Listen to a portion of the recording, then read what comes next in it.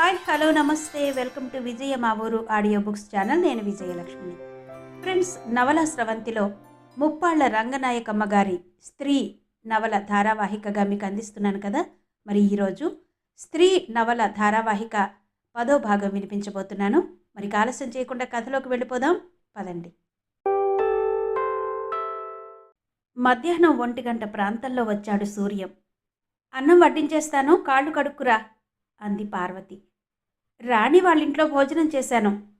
అదేంటి, వాళ్ళింట్లో భోజనం చేయడమేంటి? వాళ్ళమ్మగారు నిన్ననే అడిగితే సరేనన్నాను. అయితే ఆ ముక్క నాకు చెప్తే ఈ పూట వంటే మానేసేదాన్నిగా. కాస్త చద్దన్నం ఉంది, ఏ పచ్చడి ముక్క వేసుకు తిని లేచేదాన్ని. ఇప్పుడేం పోయింది, పని మనిషికిచ్చేయరాదు విసుగ్గా అంటూ మంచం మీద కూర్చున్నాడు.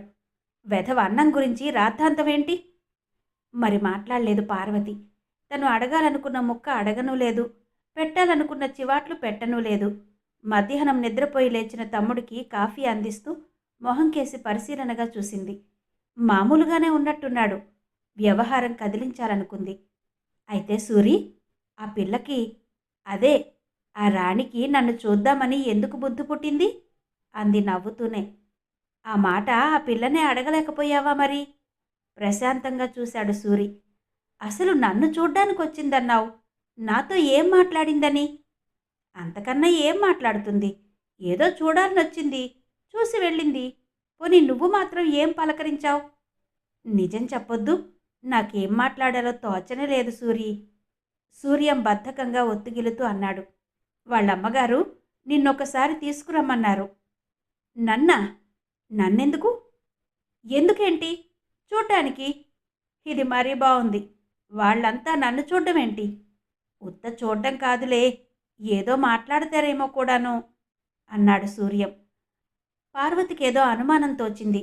సూర్యం మొహంలోకి గుచ్చి గుచ్చి చూసింది. అసలు నీ కడుపులో మాట ఏంటో సరిగ్గా చెప్పవే అంది. ఆ మాట అడగదేమో అనుకుంటున్న సూర్యం నవ్వి అన్నాడు. రాణిని చూశావు కదా, నీ ఉద్దేశమేంటి అన్నాడు. ఆ పిల్ల గురించి నా ఉద్దేశం ఏమిటైతే ఎవరికి కావాలి గాని, మీ ఇద్దరి గురించి చెప్పాలంటే మాత్రం నువ్వు ఆ అమ్మాయితో అంత అతిగా స్నేహం చేయడం నాకేం నచ్చలేదు. ఏ, ఎందుకని? నుదురు చిట్లిస్తూ అడిగాడు సూర్యం. ఎందుకేంటి? నిర్మోహమాటంగా చెప్పాలంటే ఆ అమ్మాయి పద్ధతులు నాకేం బాగాలేవు. బొత్తిగా అలా ఒంటి వంపులు ప్రదర్శించుకోవడం, సభ్యత పాడు లేకుండా ప్రవర్తించడం. పోనీ ఎవరెలా ఉంటే మనకెందుకు గాని, ఆ అమ్మాయితో ఎక్కువ జోక్యం పెంచుకోకు. నలుగురు చూడ్డానికైనా బావుండదు అంది పార్వతి. సూర్యం మాట్లాడలేదు. చాలాసేపు తర్వాత అన్నాడు. రాణి పెళ్లి విషయంలో నీతో మాట్లాడాలనుకుంటున్నారు వాళ్ళింట్లో వాళ్ళు. పార్వతి ఆశ్చర్యంగా చూసింది. తన అనుమానం నిజమేనా ఏంటి? ఆ పిల్ల పెళ్లి మాట నాతో మాట్లాడడమేంటి అంది, సగం అర్థం కానట్టు, సగం అర్థం కాక కూడాను. పెళ్లి పెద్దవి, నీతో కాక ఇంకెవరితో మాట్లాడతారు? నన్ను అడిగితే నిన్నడగమని చెప్పాను అన్నాడతను. సూర్యం, విభ్రాంతిగా అరిచింది పార్వతి. ఆ పిల్లని నువ్వు పెళ్లి చేసుకుంటావా? నిజంగానే? సూర్యం జవాబు చెప్పలేదు. ఆ పిల్ల నీకు నిజంగానే నచ్చిందా ఏంటి? ఏ, నచ్చకే? బొత్తిగా అభ్యంతరం లేనట్టే అన్నాడు సూర్యం. చదువుకుంటోంది, సోషల్గా ఉంటుంది. వాళ్ళ నాన్నగారు వాళ్ళు కూడా ఇష్టపడి అడిగారు. ఏం లోటని కాదనడం అన్నాడు. తనేం చెబుతుంది? ఏం లోటని చెబుతుంది? ఆ పిల్లే తనకు మరదలవుతుంటే బొత్తిగా తమ్ముణ్ణి వారించకుండా ఎలా ఉంటుంది?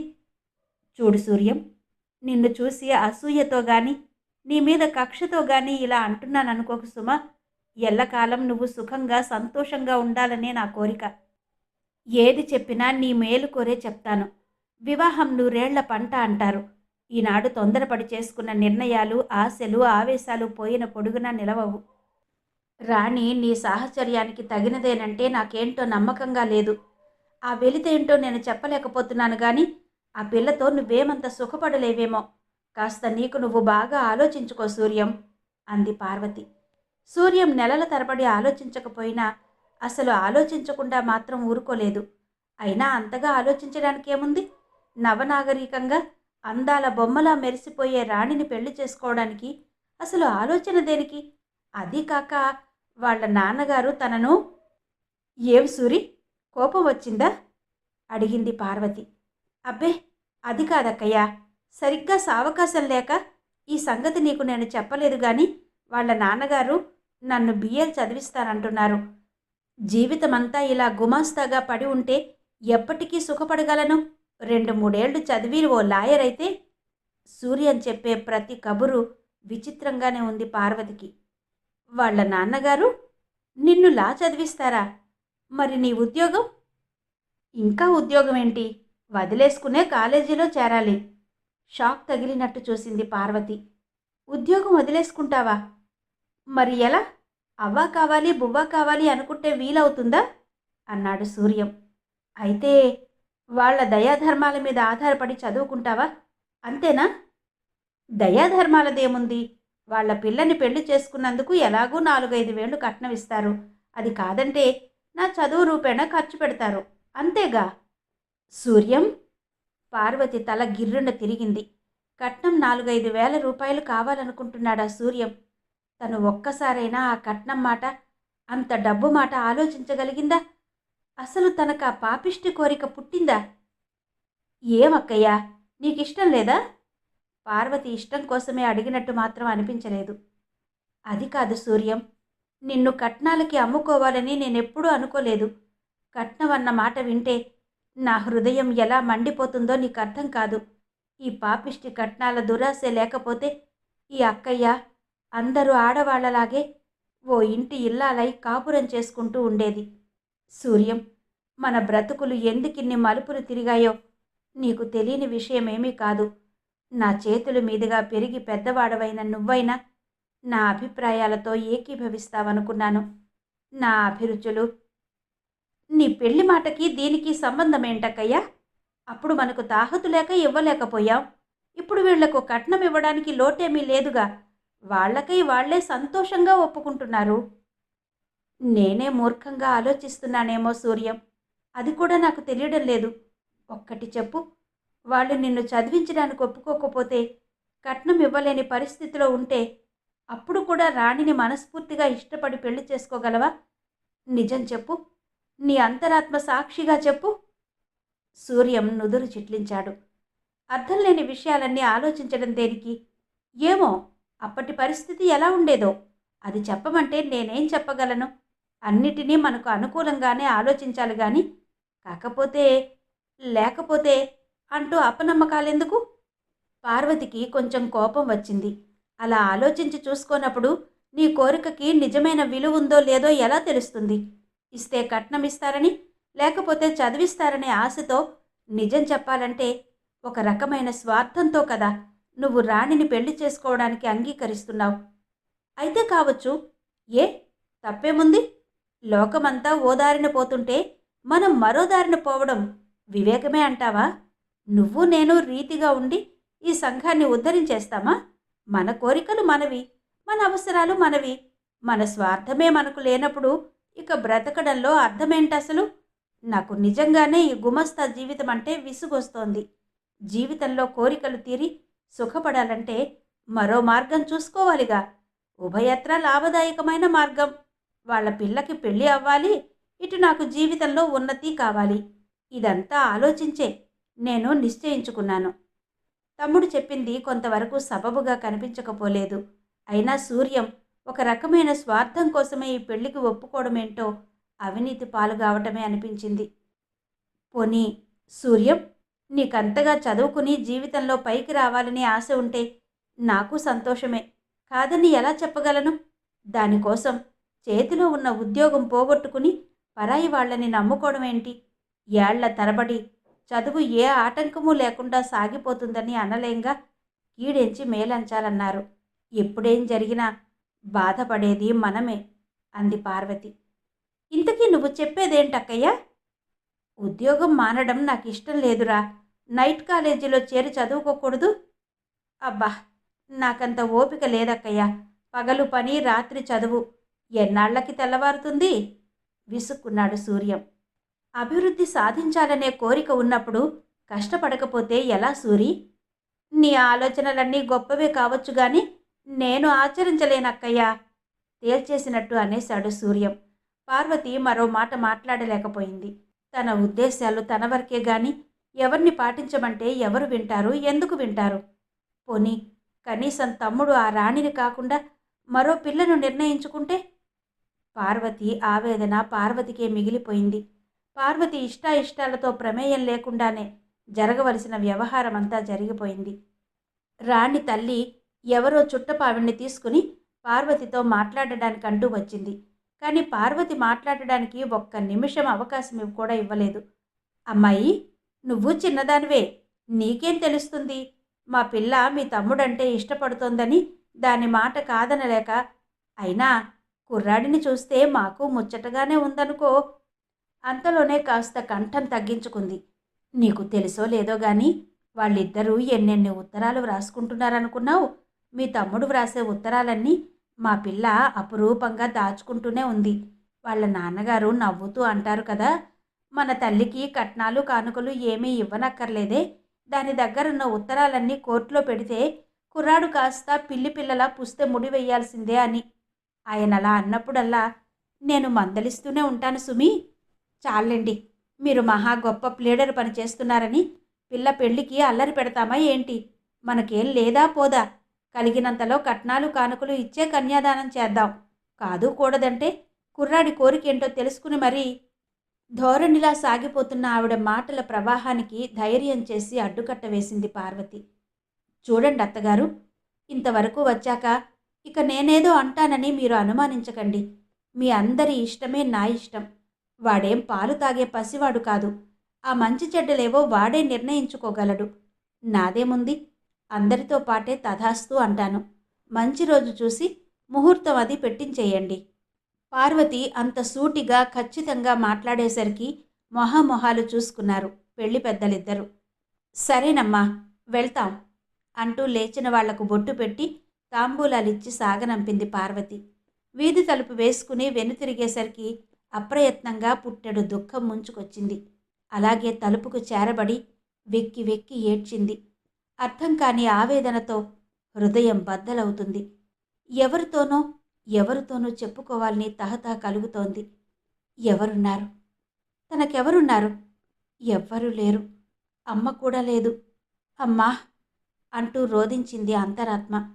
నువ్వే ఉంటే నన్నింత దిక్కులేని దాన్నిగా వదిలేస్తావా అమ్మా అంటూ ఏడ్చింది పార్వతి. అమ్మ ఉంటే తన పెళ్లి కోసం ఎంత కొట్టుకలాడిపోయేదో. ఆనాడు పరిస్థితుల కోసమే గాని జీవితమంతా ఏకాకిలా ఉండిపోతాననలేదే. ఆ ముక్క సూర్యానికి తెలీదు. 25 సంవత్సరాలవాడు, బిఏ చదువు చదివినవాడు. ఆ మాత్రం అర్థం చేసుకోలేడు. తన వయస్సు 30 ఉండవచ్చు. తనకి జీవితంలో ఏ అనుభవానికి నోచుకోలేదా? ఏ సుఖానికి పెట్టి పుట్టలేదా? ఎవరి స్వార్థం వాళ్లది, ఎవరి అవసరం వాళ్లది అన్న సూర్యం మాటలు పార్వతి గుండెల్లో శూలపు పోట్లు పొడిచాయి. దీర్ఘంగా నిట్టూర్చింది. జరిగిన దానికి చేసిన దానికి పశ్చాత్తాపపడుతుందా? ఊహు, ఎన్నడూ అలా జరగదు. తన మనస్సు అంత చంచలం కాదు. తానేమీ కోరికలతో దహించుకుపోవడం లేదు. ఏనాటికైనా తను కావాలనుకుంటే పొందలేనిది లేదు. తల్లి లేకపోయినా తన కష్టసుఖాలు ఆలోచించే నేస్తం ఉంది. మనస్సు విప్పి పద్మజకు ఒక్క మాట వ్రాస్తే చాలు, తనను ఆదుకుంటుంది. తన జీవితంలో దీపం వెలిగిస్తుంది. తన కన్నీళ్లు తుడిచివేస్తుంది. నిజంగా తనకు జీవితంలో తోడు కావాలా? ఈ ఒంటరితనం భరించలేకపోతోందా? పురుష సాహచర్యం కోసం తహతహలాడుతోందా? పార్వతికి తన మీద తనకే అపనమ్మకం కలిగింది. ఎందుకింత చిత్రంగా ఆలోచిస్తోంది తను? ఎన్నడూ లేనిది మనస్సెందుకిన్ని విధాల పరుగులెడుతుంది? తను భద్రంగా దాచుకున్న బాధామయ స్మృతులు, చిన్ననాటి రఘుబాబు గుర్తులు అప్పుడే చెదిరిపోయాయా? ఎన్నడూ ఎవ్వరికీ చోటు లేదనుకున్న తన హృదయంలో మరో వ్యక్తికి, మరో పురుషుడికి స్థానం ఉందా? మరెవరైనా తన రఘుబాబు కాగలరా? తనతో ఆడుకున్న రఘుబాబు, తనతో మాత్రమే మనసిచ్చి మసిలే రఘుబాబు, తనతో మాట్లాడాలని ఆరాటపడే రఘుబాబు, తన కోసం పిచ్చివాడై తిరిగే రఘుబాబు. దీర్ఘంగా నిట్టూర్చింది పార్వతి. కొంగుతో కళ్ళొత్తుకుంది. వర్షించిన మేఘంలా మనస్సెంతో తేలికైంది. మంచి రోజు చూసి సూర్యం పెళ్లికి తాంబూలాలు పుచ్చుకోవడం, జరగవలసిన పెళ్లి పనులేవో జరగడం అన్నీ ఒకదాని వెంట ఒకటి వాటికవే జరిగిపోయాయి. లీడర్ గారింట పెళ్లి ఘనంగానే జరిగింది. ఎక్కడికక్కడ నవ్వుతూ తుళ్ళుతూ ఆడబిడ్డ హోదాతో రాసుకు పూసుకు తిరిగింది రుక్మిణి. ఆడబిడ్డల తాలూకా కట్నాలు కానుకలు అన్నీ తన పెట్టెలోనే సర్దుకుంది. ఈ చీర నేను తీసుకుంటానే అక్కయ్య. ఈ వెండి గ్లాసు బాబిగాడుకుంటుంది లేవే. ఈ రవికల గుడ్డలు నాకు బావున్నాయే అక్కయ్య. ఈ 116లలో నీకు వాటా ఎందుకు లేదు? నెల నెల అంతకు 2 రెట్లు వస్తూనే ఉందిగా. నవ్వుతూ నవ్వుతూనే మాటలన్నీ హాస్య ధోరణిలో పెట్టేసి మొత్తంగా దాదాపు లాంఛనాలన్నీ తనే దక్కించుకుంది రుక్మిణి. అంతా చూస్తున్న శాంతమ్మ ఉండబట్టలేక పెద్ద తరహాగా నచ్చజెప్పబోయింది. అదేమిటే రుక్కు, ఆ చీరలైనా దానికి పనికిరావు? 10 మంది మధ్యకి వెళ్ళి పని చేసుకురావాలి కదా. బొత్తిగా దానికి మంచి గుడ్డలే ఉన్నట్టు లేవు. ఎప్పుడూ వెలవెలబోయిన చీరలే కట్టుకుంటూ ఉంటుంది. పోనీ ఆ ఎర్ర సిల్కు చీర దానికుండని. రుక్మిణి మిర్రుమంటూ చూసి విసవిస నడిచి వెళ్ళి పెట్టె మూత ఎత్తి చీరలు 2 బయటకు తీసి పడేసింది. అది నిజంగా ఇచ్చేస్తుందని తీసుకున్నాను గాని ఆ ముష్టిగుడ్డలు 2 నన్నేం ఉద్ధరిస్తాయా అంటూ పార్వతి కలగ చేసుకోక తప్పలేదు. రుక్కు, నేను నిన్నేమీ అనలేదు. మాట్లాడకుండా తీసి పెట్టులో పెట్టుకో. అత్త ఏదో అందిలే, ఇప్పుడేం పోయింది? పెళ్ళింట్లో మనం రాద్ధాంతాలు చేసుకుంటే బావుండదు అనేసి ఏదో పని ఉన్న దానిలా పెరట్లోకి తప్పుకుంది. అత్తయ్య, ఓసారి ఇలా వస్తావు అని పార్వతి పిలిస్తే ఉస్సురనుకుంటూ లేచి వెళ్ళింది శాంతమ్మ. ప్రియమైన పార్వతి అక్కయ్యకు, ఈ మధ్య నువ్వు బొత్తిగా ఉత్తరాలు వ్రాయడం లేదే? నా మీద కోపంగాని రాలేదు కదా. అప్పుడెప్పుడో కొన్ని నెలల కిందట అక్కయ్య కనిపించిందని వ్రాసిన ఉత్తరం తర్వాత మళ్ళీ అంత విపులంగా మంచి విశేషాలతో వ్రాయనే లేదు. దానికి జవాబు కూడా వ్రాశాను కదూ. అమ్మా, అక్కయ్య కనిపించిందని పార్వతి వ్రాసిందే అని ఇప్పుడు అక్కయ్యకు అని చెప్పబోతుంటే, చీ నోర్మి, దాని మాట నా దగ్గరెందుకు తెస్తావు, బుద్ధి లేందానా అంటూ కసిరేసిన అమ్మ మరి కాసేపటికి అడిగేసింది. ఏమైంది అక్కయ్యకి? చెప్పేదేదో పూర్తిగా చెప్పి తగలడరాదు అని. 3 నెలల కడుపని.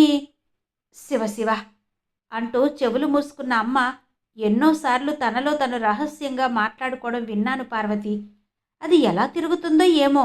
నెలలు నిండి ఉంటాయి. తొలిచూలు ప్రసవించి ఉంటుంది. అబ్బే, అప్పుడే కాదు, మరో మాసం పోతే గాని 9 నిండవు. దానికే మహారాణి డాక్టర్ అమ్మ చదువు వెలగబెట్టిందిగా. నొప్పులు పడకుండానే కంటుంది. కర్మ కాకపోతే ఏంటి? ఇలా పిచ్చి పిచ్చిగా మాటకు మాటకు పొంతన లేకుండా మాట్లాడుకుంటూ ఉంటుంది. నిజంగా ఆ పరిస్థితుల్లో అమ్మను చూస్తుంటే ఎంత జాలి వేస్తుందనుకున్నావు పారు? కళ్ళ వెంట నీళ్లు తిరుగుతాయి. ఏది ఏమైనా అమ్మ మనస్సు కొంచెం మారిందేమో అనిపిస్తుంది నాకు. అమ్మా సుజాత, పార్వతి ఏమైనా ఉత్తరాలు వ్రాస్తోందే అంటుంటుంది. అకస్మాత్తుగా గుర్తొచ్చినట్టుగా, నువ్వు ఉత్తరం రాస్తే అక్కయ్య కబుర్లేవో ఉంటాయన్న ఆశ కావచ్చు. ఇవాళ నేనే వ్రాస్తున్నానమ్మా అంటూ ప్రారంభించాను ఈ ఉత్తరం నీకు. అక్కయ్య, నీకెన్నో విషయాలు వ్రాయాలని ఉంది. ఎన్నో సంగతులు చెప్పాలని ఉంది. మరెన్నో కబుర్లు అడగాలని ఉంది. ఏంటిలా పిచ్చి పిచ్చిగా వ్రాస్తుందనుకోకు. ఇప్పుడు అక్కయ్య గురించి ఆలోచిస్తుంటే పాపం, అక్కయ్య ఏమంత ఘోరమైన తప్పు చెయ్యలేదేమో అనిపిస్తుంది. అక్కయ్యను సరిగా అర్థం చేసుకోలేకపోయానని, నీతో కూడా వితండంగా వాదించానని, మనిషి మనస్సుకు లొంగిపోతాడన్నది చాలా వరకు నిజమే కావచ్చునని తెలిసి వస్తుంది ఇప్పుడు. నిజమే, మనిషికి కావలసిందేదో పొందలేనప్పుడు, జీవితమంతా దుఃఖపూరితమై బాధపడవలసి వచ్చినప్పుడు ఈ సంఘాలకు నియమాలకు అర్థమేంటి? క్షణికమైన ఈ జీవితాలు సుఖపడడానికి కాకపోతే ఎందుకిన్ని బంధాలు? పుట్టిన ప్రతి వ్యక్తి మరణిస్తాడు. ఆ మరణం అందరికీ సమానమైన ఆ చివరి దశలో, ఆ మరణావస్థలో ఓ వ్యక్తికి మరో వ్యక్తికి కంటి కదలికలలో ఎంత విభేదం ఉంటుందో కదా. ఆ కను కొలకులతో నిలిచేవి ఆనంద భాష్పాలు కావచ్చు, దుఃఖాశ్రువులు కావచ్చు. జీవితం ప్రసాదించిన అనుభూతులన్నీ ఆ చివరి చూపులో ప్రతిబింబం కావచ్చు. ఆ ఒక్క చూపైనా తేజోమయం కావాలంటే, ఆ చివరి క్షణంలోనైనా సంతృప్తి నిండాలంటే, ఆ జీవితంలో మధురాతి మధురమైన అనుభూతులెన్ని కావాలో కదా. చివరికి ఏది శాశ్వతం, ఏదీ కాకపోవచ్చు. మరి ఎందుకిన్ని పట్టింపులు? మనిషికి మనిషికి ఎందుకిన్ని అవాంతరాలు? ఏ మనిషి ఏం కోరుకుంటాడో, ఏ మనస్సు దేన్ని వాంఛిస్తుందో అన్నిటికీ ఒకే బంధం ఎలా? ఏంటంత అయోమయంగా వ్రాస్తుందనుకుంటున్నావా? ఈ ఆలోచనలేంటో నాకే అర్థం కావడం లేదు. ఏ సంగతి విన్నా విమర్శించబుద్ధి వేస్తుంది. కబురు విన్నా అంతే, వాదించాలనిపిస్తుంది. అక్కయ్యనెంతో మెచ్చుకోవాలనిపిస్తుంది. ఇదంతా ఏంటో నాకేం అర్థం కావడం లేదు. ఏవైనా పెళ్లి సంబంధాలు వస్తున్నాయా అని వ్రాసావు. ఎందుకు రావడం లేదు? రాకపోయినా తీసుకొస్తున్నారు. వచ్చినవి వచ్చినట్టే వెళ్తున్నాయి. తన పెళ్ళయింది మొదలు గుమ్మం తొక్కని అక్కయ్య ఈ ఇంటినెలా అనాచారం చేసింది అర్థం కావడం లేదు నాకు. అన్నయ్యకిదో సమస్య అయింది. పెద్దపిల్ల అప్రతిష్ట పాలు చేసిన ఈ కుటుంబంలో చిన్నపిల్లకు పెళ్ళెలా చెయ్యగలడు తను? అమ్మకిదో ఆవేదనగా చుట్టుకుంది. చిన్నదానికైనా లక్షణంగా పెళ్లి చేయలేకపోతామా ఏంటి అన్న ఆలోచనే. రాను రాను ప్రశాంతత అనే మాటంటూ ఒకటి ఉందన్న జ్ఞాపకం కూడా పోవచ్చు నాకు. ఏదో వ్రాయాలని ప్రారంభించి మరేదో వ్రాశాను. అసలు ఈ ఉత్తరానికి అర్థం పర్థం లేదు. చదువుకుని మర్చిపో. నీకు వీలుంటే ఒక్కసారి వచ్చి వెళ్ళు. నీకోసం ఎదురు చూస్తాను. నీ సుజా. ఉత్తరానికి అర్థం ఉంటే అదేంటో మాత్రం అర్థం కాలేదు పార్వతికి. సుజా ఎప్పుడూ ఇంత చిత్రంగా వ్రాయలేదు. అక్కగారిని అతి తీవ్రంగా విమర్శించిన సుజాత ఇంత మారిందంటే కారణం ఏమై ఉంటుంది? తల్లి మార్పుకి బిడ్డ మీద ప్రేమ సహజం కావచ్చు. కానీ సుజా సుజా ఏమీ బోధపడలేదు పార్వతికి. తర్వాత వారంలో రామన్ దగ్గర నుంచి కూడా ఓ ఉత్తరం వచ్చింది. బాబుకు జ్వరం వస్తుంది. మా అమ్మ ఒంట్లో కూడా ఏమంత కులాసాగా లేదు. రుక్కు ఒక్కతి ఇబ్బంది పడుతుంది. ఒక్కసారి నువ్వు వచ్చి వెళ్తే బాగుంటుంది అని. పార్వతికి వెంటనే వెళ్లాలని బుద్ధి పుట్టింది. ఇదేమిటి? మాటామంతి లేకుండా వచ్చావు అంటూ విస్తుబోయింది రుక్మిణి అక్కగారిని చూస్తూ. వీధి గుమ్మంలో నుంచి లోపలికొచ్చి చేతి సంచి గోడవారన పెడుతూ కాసిన్ని మంచినీళ్ళు ఇయ్యి రుక్కు అంది పార్వతి అలుపుగా. రుక్మిణి గబగబా లోపలికి వెళ్ళి మంచినీళ్లు ముంచుకొచ్చింది. రుక్కు హడావిడికి గదిలో పడుకున్న రామన్ లేచి వచ్చాడు. అరే, వదినొచ్చేసిందే సంభ్రమంగా చూశాడు. ఇంత తొందరగా వస్తావనుకోలేదు వదినా. తీరా వ్రాసానే గాని నీకు సెలవులవి ఉంటాయో లేదోనని తటపటాయించాను. పోనీ కంగారేం లేదులే అని మళ్ళా వ్రాద్దామనుకుంటున్నానివాళ. రా లోపలికి. ఏంటిలా నిలబడిపోయావు? సెలవుకేం బాధ లేదులే. మా ఆఫీసరు చాలా మంచివాడు. కష్టసుఖాలు చెప్పుకుంటే అర్థం చేసుకుంటాడు. బాబుకి బాగాలేదని వ్రాస్తే నాకేంటో ఒక్క క్షణం కూడా ఉండబుద్ధి కాలేదు. బయలుదేరొచ్చేశాను అంది పార్వతి. మీరక్కయ్యకు ఉత్తరం రాశారా? నాతో చెప్పనేలేదే? నిలదీసి అడిగినట్టే అడిగింది రుక్మిణి మొగుణ్ణి. అప్పుడు అలా బుద్ధి పుడితే మొన్న ఆఫీసులో వ్రాసి పడేశాను. తర్వాత మర్చిపోయాను అన్నాడు రామం ఏమంత పట్టించుకొన్నట్టు. పోనీ ఇప్పుడు బాబుకి ఎలా ఉంది రుక్కు? ఆతృతగా అడిగింది పార్వతి.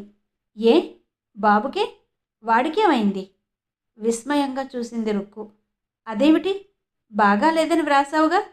రామం మరిది కేసు చూసింది పార్వతి. రాత్రి నుంచి కాస్త బాగానే ఉన్నాడు. కానీ నిన్నటి వరకు జ్వరంతోనే బాధపడ్డాడు. నేను ఉత్తరం వ్రాసిన పూటైతే వాంతులు కూడా అయ్యాయి. కంగారు పడి వ్రాసానంతే. తనను తను సమర్థించుకుంటున్నట్టు చెప్పుకున్నాడు రామం. పిల్లాడికి జ్వరం వస్తే అక్క ఏం చేయగలదు? ఆవిడేం డాక్టర్ అనుకున్నారేంటి? వెటకారంలాగే అంది రుక్మిణి. పోనీ ఇలా ఉత్తరం ముక్క వ్రాస్తానని నాతో అనకూడదు? అక్కడి నుంచి ఓ డజను తలపిన్నులు తెప్పించుకునేదానిగా అంది. రామన్ చిరాగ్గా చూశాడు. కావాలంటే వెళ్ళాక పంపిస్తుందిలే. 4-5 నెలల తర్వాత గుమ్మంలోకి వచ్చినందుకు సంతోషించక ఏంటా సాధింపు అంటూ కసిరాడు. బావుంది. నా తోడబుట్టింది వచ్చినందుకు నాకు కాకపోతే మీకా ఏంటి సంతోషం? పదవే అక్కయ్య లోపలికి. కొంచెం కాఫీ పెడతాను. ఇంతకీ బాబు కనిపించడే? అత్తయ్యేది అంటూ లోపలికి చూపులు తిప్పింది పార్వతి. బొత్తిగా ఏడిపించుకు తింటుంటే కాసేపు అలా తీసుకెళ్లమని ఇచ్చాను. చంకనేసుకు వెళ్లారు. పార్వతి స్నానం చేసి కాఫీ తాగి కూర్చుంది. కొంచెం ఏరి పెట్టవే అంటూ బియ్యం చేట ముందు పడేసింది రుక్కు. బియ్యం ఏరుతుంటే శాంతమ్మ మనవణ్ణెత్తుకొచ్చింది. ఏమమ్మా పారు, బొత్తిగా నల్లపూసవైపోయావు. నెల్లాళ్లకోసారి వచ్చి చూసిపోకూడదు అంటూ నిష్ఠూరమాడింది. సూరి బావున్నాడా? మీ మరదల కులాసాగా ఉందా? ఏంటి కబుర్లు అంటూ కుశల ప్రశ్నలు వేసింది. బావిగాన్ని ఒళ్ళోకి తీసుకుని ముద్దు పెట్టుకుంటూ అత్తయ్య అడిగే అన్ని ప్రశ్నలకు జవాబు చెప్తూ కూర్చుంది పార్వతి. పిల్లాడు బాగా చిక్కిపోయాడత్తయ్య. ఎన్ని రోజులు జ్వరం కాసిందేంటి అంది వాడి మొహంలోకి పరిశీలనగా చూస్తూ. ఏదో అయిందిలే, ఇప్పటికైనా కులాసా చిక్కింది ప్రసంగం మారుస్తూ అంది శాంతమ్మ. ఓ వారం రోజులైనా సెలవు పెట్టి వచ్చావా, లేకపోతే చెప్పుల్లో కాళ్ళు పెట్టుకు మరీ కూర్చున్నావా అందావిడ. అక్కయ్య, బియ్యం కాస్త కడిగి తెచ్చి పెడతావు కూరకు తాళింపు పెడుతూ అంది రుక్మిణి. అయ్యో, నేను సరిగ్గా ఏరనే లేదే, బాబిగాన్ని చూస్తూ మరిచిపోయాను అంటూ చేట దగ్గరికి లాక్కోబోయింది పార్వతి. నేనేరుతాను, ఇలా ఇవ్వమ్మా పార్వతి. కూర్చున్న చోటు నుంచి లేవలేక చెయ్యి చాపింది శాంతమ్మ. బియ్యం చేట అందించబోయింది పార్వతి. విసురుగా లాక్కుంది రుక్మిణి. ఆవిడేరితే ఇక తిండి తిన్నట్టే. ఏ రాయో పంటి కింద పడితే నా తల వాచేలా చివేట్లు పెడతారు. ఎసరు పడేసి నేనే ఏరుకుంటాలే అంటూ పొయ్యి దగ్గరకు వెళ్ళి కూర్చుంది. చెల్లెలి రుసరుసలు కనిపెట్టనట్టే ఊరుకుంది పార్వతి. తనకేమీ పట్టించుకున్నట్టు మళ్ళీ కబుర్లు కొనసాగించింది శాంతమ్మ. పిల్లవాడు ఒళ్ళో నిద్రపోతుంటే పడుకోబెట్టడానికి లేచింది పార్వతి. రామం పొలం కేసి వెళ్ళినట్టున్నాడు. గదిలో లేడు. పిల్లవాడిని పక్కలో వేసుకు పడుకుంది పార్వతి. గోడల నిండా రకరకాల సినిమా తారల క్యాలెండర్లు, ఫోటోలు వేళ్లాడుతుంటే ఆ బొమ్మలన్నీ చూస్తూ పడుకుంది. శాంతమ్మ నెమ్మదిగా గదిలోకొచ్చింది. పడుకున్నావేంటమ్మా పారు? లేదత్తా, లేదు, రా కూర్చుందువు అంటూ పిల్లాడి పక్కలో నుంచి నెమ్మదిగా లేచింది పార్వతి. శాంతమ్మ దగ్గరికి వచ్చి కూర్చుంటూ కంఠం తగ్గించి మాటిమాటికి తలుపుకేసి చూస్తూ చెప్పింది. దాని ఎదటే చెప్పడం ఎందుకని ఊరుకున్నాను గాని, పిల్లాడికి ఎంత జబ్బు చేసిందనుకున్నావు? 7-8 రోజులవుతుందేమో. ఆ ఫ్లాస్క్లో పోసి ఉంచిన పాలు కాస్త విరిగాయి. మళ్ళా నీళ్లు వెచ్చబెట్టి పాలు కలపడానికి బద్దకించి ఆ సన్న విరుగుడు పాలే పట్టించేసిందట వాడికి. పోనీ నన్ను లేపితేనైనా కాసిని నీళ్లు వెచ్చబెట్టి ఇచ్చేదాన్ని. తెల్లారినప్పటి నుంచే పట్టుకున్నాయి డోకులు, విరోచనాలును. కాస్త కంగారు పడి అప్పుడు చెప్పింది అసలు ముక్క. చెప్పొద్దు, నా కొళ్ళు మండి తల వాసేలా చివాట్లు పెట్టాను. సిగ్గుపడి నోరు మూసుకోక నా ఇష్టం, నా పిల్లాన్ని చంపేసుకుంటాను, నాకు లేని బాధ మీకెందుకు అంటూ ఎదురు తిరిగి దెబ్బలాడ్డం మొదలుపెట్టింది. అప్పుడే బయట నుంచి వచ్చిన నీ మరిది కళ్ళెర చేస్తూ పెళ్ళాన్నో లెంపకాయ వేశాడు. ఇదెక్కడి సంతరా భగవంతుడా! నా మూలంగా వాళ్ళిద్దరూ కీచులాడుకు చస్తారేమోనని కళ్ళొత్తుకుంటూ పెరట్లోకి పోయి కూర్చున్నాను. ఏవేవో మందులు మాకులు కాస్త శ్రద్ధ పెట్టి వేశాననుకో, పిల్లాడు దక్కాడు. అదే 10,000. అప్పటినుంచి నాతో మాటామంతి మానేసింది. ఏం చెయ్యను? చంటివాణ్ణి ఆడించుకుంటూ నా మానాన నేను ఏ మూలో కూర్చుంటాను చెప్పింది శాంతమ్మ. అంతా వింది పార్వతి. ఏమీ మాట్లాడలేదు. ఏం మాట్లాడుతుంది? రుక్కు గురించి ఏ కబురు విన్నా విడ్డూరం లేదేమో. నీ తోడబుట్టిన దాని మీద ఉన్నవి లేనివి చెప్తున్నానని కష్టపెట్టుకోకమ్మా పార్వతి. నాకు కోడలైనా అదే, కూతురైనా అదే అనుకుంటాను. నా కడుపును పుట్టిన ఆడపిల్ల కన్నా దీన్నే ప్రాణంలా చూసుకుంటాను. ఎందుకో అంతా నా రాత అంది శాంతమ్మ. అత్త, నీ గురించి నేనెప్పుడూ అలా అనుకోను. నీ గుణం నాకు తెలియదంటావా? చిన్నవాళ్లమని తేలిక చెయ్యకుండా దయదలచి చేరదీశావు. నీ రుణం ఎలా మర్చిపోతానత్తా? రుక్కు సంగతి వింటోంటే నాకు బాధగానే ఉంది. అయినా నువ్వు పెద్దదానివి. దాని తప్పొప్పులన్నీ నీ కడుపులో దాచుకోక తప్పదత్తా. నా మొహం చూసైనా. ఊరుకోవే పిచ్చిదానా, ఏదో మాట వరుస కన్నాలే. అదేం నాకు పరాయిదా? మీ అమ్మని నాన్నని కంఠంలో ప్రాణం ఉంటే మర్చిపోగలనా? ఏంటో ఇలాగే పోతుంది కాలం. సరేగాని నువ్వు లేచిరా, వేడివేడిగా ఓ ముద్ద తిని కాసేపు నడుం వాలుద్దు గాని అంటూ నెమ్మదిగా లేచింది శాంతమ్మ. పార్వతి వచ్చి 2 రోజులైంది. రుక్కు ధోరణి బొత్తిగా కంటగింపుగా తయారైంది. అత్తగారి మాటంటేనే ఒంటి వేలి మీద లేస్తుంది. మొగుడు మాట్లాడబోతే వెటకారాలు వ్యంగ్యాలు విసురుతుంది. ఉత్త పుణ్యానికే పసివాణ్ణి చావబాదుకుంటుంది. అక్కగారేమైనా బాధపడుతుందేమో అన్న ఇంగితమే లేకుండా సూటిపోటి మాటలు విసురుతుంది. అన్నీ చూస్తూనే ఉంది పార్వతి. కాకపోతే చూడనట్టు నటిస్తుందంతే. రామం పార్వతితో మాట్లాడే అవకాశం కోసం ఆ 2 రోజులుగా ఎదురు చూస్తూనే ఉన్నాడు. రుక్కు దడిదొడ్లో తలస్నానం చేస్తుంటే పార్వతి చంటివాడితో కబుర్లు చెబుతూ వసారాలో కూర్చుంది. శాంతమ్మ ఎవరో కబురంపితే పొరుగింటికి వెళ్ళింది. రామన్ నెమ్మదిగా వచ్చి కూర్చున్నాడు. వదినా? ఏం రామం? నువ్వేమీ అనుకోనంటే నీతో ఓ విషయం చెప్తాను. బావుంది. నువ్వంత కాని మాట ఏం చెప్తావు? కాని మాట లేని మాట మాత్రం కాదు వదినా. అసలు నీకు ఉత్తరం వ్రాసానంటే బాబును చూడ్డానికి వస్తావనే కాదు, ఇక్కడో వారం రోజులుంటే ఎవ్వరూ చెప్పక్కర లేకుండా అన్నీ నీకే తెలుస్తాయని. ఏంటి రామన్ నువ్వు మాట్లాడేది? అసలెవరి సంగతి? ఇంకెవరి సంగతి వదినా? రుక్కు మాటే. వయస్సు వస్తోన్న కొద్దీ వివేకం పోతోంది. ఏ రోజు ఇల్లు ఓ నరకమైపోతోందంటే నమ్ము. అమ్మ గుణం నీకు తెలియంది కాదు కదా. ఏనాడు ఎవరినీ ఓ మాట అననూ లేదు, అనిపించుకోనూ లేదు. అలాంటి అమ్మను చూస్తే చాలు కళ్ళల్లో నిప్పులు పోసుకుంటుంది. ఒక్క క్షణం కూడా సామరస్యంగా మసలదు. పెద్దదాని మాట ఎప్పుడూ వినదు. ఆఖరికి కూరలు వండుకునే దగ్గర కూడా ఏదో రాద్ధాంతమే. ఎండిపోయిన కూరలు వేయించితే బావుండవు, పులుసు పెట్టవే అంటే ససేమిరా వేపడమే చేస్తుంది. ఏదో సామెత చెప్పినట్టే ఉంటుందనుకో దాని వ్యవహారం. ఇంటికొచ్చేసరికి ఏదో ఫిర్యాదు. అక్కడితో ఒళ్ళు మండి నేను చెయ్యి చేసుకోవడం. తను రోజుల కొద్దీ తిండి మాని పస్తులుండడం. అబ్బా! ఎన్నని చెప్పమంటావు వదినా? ఈ ఇల్లు ఎలా బాగుపడుతుందో అర్థం కావడం లేదు. ఎటైనా పోదామా అనిపిస్తుంది అప్పుడప్పుడు. రామం పార్వతి కేసి చూశాడు. పార్వతి మౌనంగా కూర్చుంది. మొన్న పండక్కి శకుంతల వచ్చింది. ఏదో ఇంటికి ఒక్క ఆడపిల్ల. మనకే లోటు లేదు.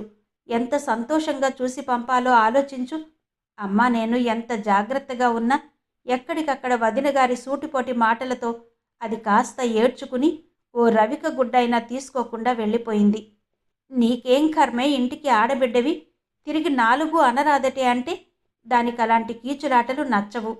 పెళ్లి చేసి పంపేసినాడే నేను పరాయిదాన్నయ్యాను, మీ పెట్టుపోతలు నాకేం అక్కర్లేదు అంటూ వెళ్ళిపోయింది. తర్వాత ఈవిడి గారిని ఎన్ని కేకలేస్తే మాత్రం ఏం లాభం? ఓ 4 రోజులు నోరు మెదపకుండా కూర్చుంటుంది. 5వ నాటికి అంతా సరి. నయాన చెప్పినా భయాన చెప్పినా కూడా దాని గుణం మార్చలేకపోతున్నాననుకో. నువ్వైనా మందలిస్తే. కాస్త వినకపోదని ఊహ వస్తే వెంటనే నీకు వ్రాశాను. ఇక నువ్వు దానికి ఎలా నచ్చ చెప్తావో, ఎలా చివాట్లు పెడతావో నాకేం తెలీదు. నీకు చెప్పాలనుకున్న మాట కాస్త చెప్పేశాను. రోజు ఇంట్లో ఇలాంటి రాద్ధాంతాలైతే ఎన్నాళ్ళో ఈ సంసారం చెయ్యలేను అన్నాడు. పార్వతి రామం మొహంలోకి చూస్తూ అంది, అలా ఆవేశపడకు రామం అని. ఆవేశం కాదు వదినా. ఇంట్లో సుఖశాంతులు లేకపోతే బ్రతికి మాత్రం ఏం ప్రయోజనం చెప్పు? అమ్మ దారిన అమ్మ కుళ్ళిపోతోంది. నా దారిన నేను బాధపడుతున్నాను. ఉన్న ఒక్క ఆడపిల్ల కష్టపెట్టుకు వెళ్ళింది. ఇలా అందర్నీ ఏడిపించి తనేం బావుకుంటుంది? ఆఖరికి పసిబిడ్డని కూడా నా కళ్ళ ముందే చావబాదుతుంది. చూస్తూ నేను ఊరుకోగలనంటావా? కోపం వచ్చి చెయ్యి చేసుకుంటే నేనే మూర్ఖుడిని అంటారు కదూ. అన్ని విధాలా నన్నే పశువుని చేస్తోందనుకో. పార్వతి మరి మౌనంగా ఉండలేకపోయింది. ఓదార్పుగా చూస్తూ అంది, ఛ, నువ్వలా బాధపడకు రామం. అన్నీ నేను కనుక్కుంటాను, మందలిస్తాను. మిమ్మల్ని అందర్నీ ఏడిపించి అదేం సుఖపడుతుంది? దాని వ్యవహారం చక్క చేసే నేను వెళతాను. ఆ నమ్మకంతోనే కదూ వదినా నీకు వ్రాశాను. అసలు ఈ గొడవలన్నీ నీకు చెప్పి నీ మనసు బాధ పెట్టడం నాకిష్టమే లేదు. అయినా తప్పలేదు మరి. సరేలే రామం, ఇక నువ్వేమీ మనసులో పెట్టుకోవద్దన్నానుగా. దాన్ని నేను మందలిస్తాను. రామం లేచి వీధిలోకి వెళుతుంటే రుక్కు స్నానం ముగించి చాలీ చాలని తుండుగుడ్డ అడ్డదిడ్డంగా చుట్టుకుని జుట్టు వెంట నీళ్లు కారుతుండగా గబగబా వచ్చింది. ఎవరో నీతో మాట్లాడుతున్నట్టున్నారు? గుడగుడా మాటలు వినిపించాయి దొడ్లోకి అంటూ 4 వైపులా పరికిస్తూ అడిగింది. ఇప్పటి వరకు మరిదే కూర్చుని వెళ్ళాడు. ఇంకెవరూ లేరే? అదేమిటి రుక్కు, చీర తెమ్మని నాతో చెప్పలేకపోయావు? ఆ తుండు తలకు చుట్టుకునేదానివిగా. పోనీలే, తొందరగా తల తుడుచుకో, జలుబు చేస్తుంది. అయినా ఇంత చీకటి పడ్డాక తలంటేమిటి? చాకిరి తెమిలేసరికి ఈ వేళ అయింది. మరేం చెయ్యను? తలపోటు కూడా వస్తోంది. కంగారు కంగారుగా నీళ్లు పడేసుకుని చీర సంగతే మర్చిపోయాను. చీరమాట అలా ఉంచి వీపు మీద ఓ చెయ్యి వేస్తావేమో నిన్ను పిలుద్దామా అంటే మీ కబుర్లలో నా అరుపేం వినిపిస్తుందిలే అని ఊరుకున్నాను. సంధ్యవేళ వదినగారితో మంతనాలాడుతూ కూర్చోడానికి ఆయన గారికంత తీరికెలా అయిందేంటి? శుద్ధి బుద్ధి లేని రుక్మిణి మాటలు వింటుంటే పార్వతి శరీరం జలధరించింది. మరిది తనతో మంతనాలాడడం ఏంటి? ఛ, నోటికెంత మాటొస్తే అంత మాట అనేయడమేనా? ఇక వెనక ముందు ఆలోచన లేదు? రుక్కు అప్పటికే కడుపులో బాధ కాస్త తీర్చేసుకుని గదిలోకి పోయి తల తుడుచుకుని చీర కట్టుకునొచ్చింది. అక్కయ్య, కాస్త దీపం వెలిగించవే, బొత్తిగా చీకటి పడింది. పార్వతి లేచి దీపం వెలిగించి చావిట్లో తగిలించింది. రుక్కు తడితల చిక్కులు విప్పుకుంటూ కూర్చుంది. అడిగే మాట ఎప్పుడో ఓసారి ఎలాగో అడగాలి కదా అన్నట్టు పార్వతి రుక్కు చేతిలో దువ్వెన అందుకుని నెమ్మదిగా చిక్కు తీస్తూ ప్రారంభించింది. రుక్కు, నిన్నో మాట అడగాలనుకుంటున్నానే. ఏమిటే అది? నన్నేమిటి అడుగుతావు? విస్తుపోయినట్టే అంది రుక్కు. అబ్బే, మరేం లేదు. నువ్వు అత్తయ్యతో మాట్లాడుతున్నట్టే లేదే. ఏం మాట్లాడకపోతే ఆవిడకేం నష్టమా? కొడుకు కొండలా వెనకేసుకొస్తుంటే కోడలిది మాట్లాడితే ఎంత, మానుకుంటే ఎంత? 20 ఏళ్లైనా నిండని చెల్లెలు అంత ఆరిందాలాగా చేతులు తిప్పుకుంటూ మాట్లాడుతుంటే ఏంటో ఎబ్బెట్టుగా తోచింది పార్వతికి. అది కాదమ్మా రుక్కు, నష్టాలు లాభాలు గుణించుకుని మాట్లాడుకుంటామా? ఒక్క ఇంట్లో ఉండవలసిన వాళ్ళు అభిమానాలతో కలిసిమెలిసి బ్రతికితే సుఖంగా ఉంటుంది గాని. నా మొహం అభిమానంలే, కట్టుకున్న మొగుడికే లేదు, ఇక ఆరళ్ళు పెట్టే అత్తకెక్కడొస్తుంది? నువ్వలా మాట్లాడితే నాకు అర్థం కావడం లేదు రుక్కు. మరిది అత్తయ్య నిన్ను సరిగ్గా చూడడం లేదంటే నాకెందుకో నమ్మకంగా లేదు. అవును, నీకెలా నమ్మకంగా ఉంటుంది? నాకన్నా వాళ్లే నీకెక్కువ. అయినవాడికి ఆకులో, కానివాడికి కంచంలోనూ. అదిగో, నువ్వలా నిష్ఠూరాలు వెయ్యకు. అసలు సంగతేంటో చెప్పకుండా నాకెలా తెలుస్తుంది? అత్తయ్య నిన్నేమైనా కేకలేస్తూ ఉంటుందా? ఆ, కేకలేస్తే నేనేం పడి ఉంటానా? అంతకు 10 రెట్లు అప్పగిస్తాను. నా దగ్గర పప్పులేం ఉడకవు. నిట్టూర్చింది పార్వతి నిశ్శబ్దంగా. ఓపిక కూడగట్టుకుంటూ తిరిగి ప్రారంభించింది. రుక్కు, పెద్ద చిన్న ఎంచకుండా నీ ధోరణి నీదే అంటే బావుండదు మరి. అత్తయ్య ఎందుకైనా మందలిస్తుందే అనుకో. ఏదో పెద్దది మన మేలు కోరే చెబుతుంది. తను అనవచ్చు, మనం పడవచ్చు. అంత మాత్రాన ఏం పోతుంది? మాటలు 10 మాటలు అప్పగించేస్తే గొప్ప వస్తుందా? అత్తా కోడళ్ళంటే తల్లి బిడ్డల్లాగే మెలగాలి గాని రాద్ధాంతాలు పడుతోంటే ఎవరికేం బావుంటుంది? ఇంట్లో ఇలాంటి గొడవలు చూస్తుంటే తిరిగి తిరిగి ఇంటికి చేరే మగవాడికి ఎంత విసుగ్గా ఉంటుందో ఆలోచించావా? రుక్కు వెనక్కు మొహం తిప్పి చిక్కులు విప్పుతున్న పార్వతికేసి చిత్రంగా చూసింది. తనకేదో బోధించడానికే అక్కగారు పూనుకున్నట్టు పసిగట్టేసింది. అయితే ఎవరు చెప్పారేంటి కబుర్లన్నీ? కంగారు పడింది పార్వతి. ఎవరు చెప్పడమేంటి? నే చూస్తూనే ఉన్నాగా. అత్తయ్య నువ్వు మాట్లాడుకోవడం లేదు. అదేమే అని అడిగితే నువ్వేదో అన్నావు. ఆ మాట మీద నా ఉద్దేశం చెబుతున్నాను అంది పార్వతి. కాదులే, నీకా పెద్ద మనిషే నూరు పోసుంటుంది. చూసావా కుక్కబుద్ధులు? రుక్కు, కోపంగా చూసింది పార్వతి. రుక్కు ధోరణికి అణుచుకోలేనంత అసహ్యం కలిగింది. తీక్షణంగానే అంది. పోనీ ఎవరు చెప్తే నీకే? నువ్వు కాస్త బుద్ధిగా బ్రతకరాదు? ఉన్నమాటే గాని లేనివెప్పుడూ కల్పించి చెప్పలేరుగా. చిన్నతనంలోనే తల్లిని పోగొట్టుకుని ఎలాగూ కష్టాలు అనుభవించాం. అత్తయ్య కాబట్టే కాని కట్నం అడగకుండా కడుపులో పడేసుకుంది. చేసిన మేలు మర్చిపోయే మనుషులకి పశువుకి భేదమేంటి? శకుంతల వస్తే నానా గొడవలు పెట్టావంట. ఏ, ఎవరి పుట్టింటి ఆశ వాళ్లకుండదు? దాన్నంత ఏడిపించి పంపడానికి నీకేం ధర్మం అనిపించింది? నిండా మునిగిన తర్వాత చలేవిటని మీ ఇంటి విషయాలన్నీ నాకు తెలిసాయి. ఇప్పుడిక దాపరికవెందుకు? నువ్విలా పోయిన పొడుగునా కయ్యాలు పెట్టుకుంటూ కూర్చుంటే రామం కాస్త మనస్సు విరక్తి పెట్టుకుని ఎటో పోయేలా ఉన్నాడు. తర్వాత నెత్తి నోరు బాదుకుని ఏడుద్దాం ఇద్దరం కలిసి. రుక్మిణి కోపం అవధులు దాటిపోయింది. అక్కగారితో చెప్పి తననిలా చివాట్లు పెట్టించడం తగుదునమ్మా అంటూ ఈవిడిలా నీతులు చెప్పరావడం, ఇదంతా అందరూ కలిసి చేసిన గూడి పుఠాని అన్నమాట అనుకుంది. 10 మందిలోనూ మంచి అనిపించుకుని బ్రతకడం గొప్పగాని చెడ్డ పేరు వేసుకోవడానికి ఎంత కావాలి? ఇంట్లో వాళ్ళంతా ఉసూరుమని ఏడుస్తుంటే నోరు పెట్టుకు బ్రతకడం నీకు మాత్రం ఏం సుఖం? అంది పార్వతి మళ్ళీ. అక్కయ్య, నిర్మోహమాటంగా అనేసింది రుక్మిణి. నువ్వేదో నన్ను తల్లి తర్వాత తల్లిగా నిర్వాకం చేస్తావనుకున్నాను గాని ఇలా లేనిపోని కబుర్లు విని చివాట్లు వెయ్యడానికే బయలుదేరి వస్తావనుకోలేదు. ఎవరింట్లో వాళ్ళకి 1,00,000 గొడవలుంటాయి. సంసారాల్లో కష్టసుఖాలు నీకెలా తెలుస్తాయి? పసిదాన్ని బెదిరించినట్టే బెదిరించాలనుకున్నావు కాబోలు. ఎవరి వ్యవహారాలు వాళ్లే చక్కదిద్దుకుంటే బావుంటుంది. విభ్రాంతితో చాలాసేపు మాట్లాడలేకపోయింది పార్వతి. నీ మంచి చెడ్డలు ఆలోచించడానికి నేను తగనా రుక్కు? నువ్వంత కష్టపడి నా మంచి చెడ్డలేం ఆలోచించక్కర్లేదులే. నేనేం పారాడుతున్నానా, పాలు తాగుతున్నానా? అయినా నేనేమంత కాని పనులు చేస్తున్నానని అడగవచ్చావు? పార్వతి సిగ్గుతో దించిన తల ఎత్తుకోలేకపోయింది. రుక్కు ఇంత నిరభిమానంగా మాట్లాడుతుందని అనుకుని ఉంటే తానీ సాహసానికి పూనుకునేది కాదు. అవును, తనెవరు మధ్య? వాళ్ల సంసారాన్ని చక్కదిద్దబోవడానికి తనకున్న తాహతేంటి? ఎంత చెల్లెలైతే మాత్రం విమర్శిస్తే ఊరుకుంటుందని తనెందుకు అనుకోవాలి? ఆ రాత్రే కాదు, మర్నాడు కూడా సరిగ్గా మాట్లాడనే లేదు రుక్మిణి అక్కగారితో. తను సాధించిన ప్రయోజనం గురించి మరిది అడుగుతాడేమోనని పార్వతి తప్పుకు తిరిగింది. చివరికి రామం ఎదుట పడక తప్పనేలేదు. బాబిగాడేవో వచ్చిరాని మాటలు చెబుతుంటే పకపక నవ్వుతూ కూర్చున్న రామం ఒక్కడూ కూర్చోక, వదినా, ఒక్కసారిలా వస్తావు? వీడెలా కబుర్లు చెప్తున్నాడో విను, నవ్వలేక కడుపు చెక్కలవుతోంది అంటూ పిలిచాడు. 2-3 పిలుపులు వినిపించుకోకపోయినా 4గోసారి లేచి వెళ్ళక తప్పలేదు. తప్పులుగా సినిమా పాటేదో పాడుతున్న బాబిగాడిని చూస్తూ పార్వతి కూడా నవ్వకుండా ఉండలేకపోయింది. వెర్రి వెధవా, ఇప్పట్నుంచి నీకు సినిమా పాటలు కూడానా? వేలెడు లేవు అంటూ చటుక్కున దగ్గరకు తీసుకుని ముద్దు పెట్టుకుంది. ఈ వెధవ పాటలవి నేర్చుకోకపోతే ఎంచక్కా పాఠాలు చదువుకోరాదు? నీకు ఆలోచనా? నాతో వచ్చేస్తావా? నీకు బాగా చదువు చెప్తాను అంటూ వాణ్ణి మాట్లాడిస్తూ జవాబులు విని నవ్వుకుంటూ కూర్చుంది. ఒరేయ్ కోతి వెధవా, నిన్నెన్నిసార్లు పిలిచాన్రా? ఇంట్లో మాట పలుకు వినిపించుకోకుండా ఏమిటా వికవికలు?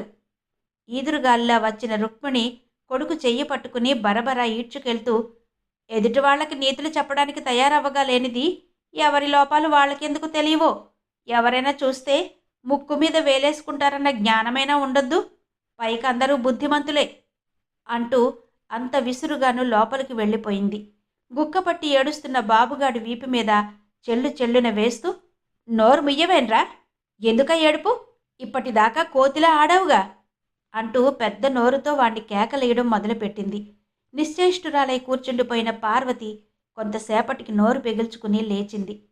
నేను సాయంత్రం బండికి వెళ్తాను రామం. రామం మాట్లాడలేదు. ఆ మౌనంతోనే బయటికి వెళ్ళిపోయాడు. పార్వతి గబగబా సంచి సర్దుకుంది. జుట్టు పైపైన దువ్వుకుని కాస్త మొహం కడుక్కుంది. సంచి చేతిలోకి తీసుకుని వంటింటికేసి వెళ్ళింది. రుక్కు, నేను వెళ్తున్నానే. ఎక్కడికి? ఇంటికే ఆశ్చర్యంగా అడుగుతూ లేచి వచ్చింది రుక్కు. ఏ అంత కంగారుగా బయలుదేరావు? కంగారుకేముందులే, సెలవైపోతోంది, ఎలాగూ వెళ్ళాలి. అంతకన్నా మరేం మాట్లాడలేదు పార్వతి. అత్తా, వెళ్ళొస్తానత్తా. శాంతమ్మ కనుగుడ్లు ఒత్తుకుంటూ వెనకే నడిచి రోడ్డు వరకు వచ్చింది. పార్వతి చటుక్కున శాంతమ్మ చెయ్యి పట్టుకుంది. అత్తా, నీకెలా చెప్పాలో నాకు తెలియడం లేదు. ఇలా అందర్నీ దూరం చేసుకుని అది ఎలా బ్రతుకుతుందో అర్థం కావడం లేదు. తల్లివైనా అత్తవైనా నువ్వే. ఇంతకన్నా ఎక్కువేం చెప్పను. వెళ్ళిరా అమ్మా, వెళ్ళగానే ఉత్తరం వ్రాయి. ఏ బెంగ పెట్టుకోకు అంది శాంతమ్మ. నా సంగతికేంలే అత్త, వాళ్ళిద్దరూ గొడవలు పడకుండా చూడు. నువ్వున్నావన్న ధైర్యంతోనే వెళ్తాను. పిల్లవాణ్ణి జాగ్రత్తగా చూసుకో. వెళ్తాను. భుజం మీదుగా కొంగు లాక్కుని తలదించుకుని గబగబా ముందుకు నడిచింది పార్వతి. స్త్రీ ధారావాహిక నవల 10వ భాగం విన్నారు కదా. మిగిలిన కథ తర్వాతి భాగాల్లో వినిపిస్తాను. అంతవరకు సెలవు. నమస్తే.